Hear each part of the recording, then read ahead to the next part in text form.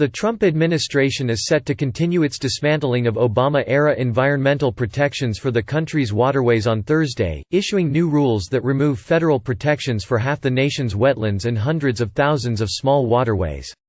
Trump repealed Obama's 2015 Waters of the United States regulation in September, a set of rules restricting dumping and development that affected the country's rivers, streams, and wetlands. Now, the Trump administration is finalizing its own set of water rules that will, for the first time in decades, allow for pesticides and fertilizers to be dumped in waterways and open up wetlands to new development. The Obama water rule was loathed by farmers, a crucial vote bank for Trump in 2020, as well as developers and the fossil fuel industry.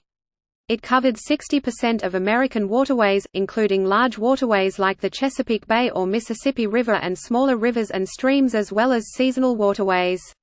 Those protections limited, for example, the pollution runoff from fertilizers and pesticides from nearby farms, the dumping of industrial chemicals by extraction companies, and wanton development on real estate that affected nearby waterways. Golf course developers like Trump were vocal opponents of the Obama rule. Legal experts say that Mr. Trump's replacement rule would go further than simply repealing and replacing the 2015 Obama rule. It would also eliminate protections to smaller headwaters that have been implemented for decades under the 1972 Clean Water Act.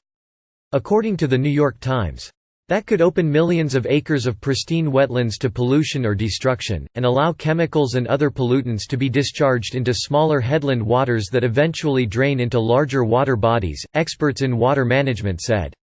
Wetlands play key roles in filtering surface water and protecting against floods, while also providing wildlife habitat.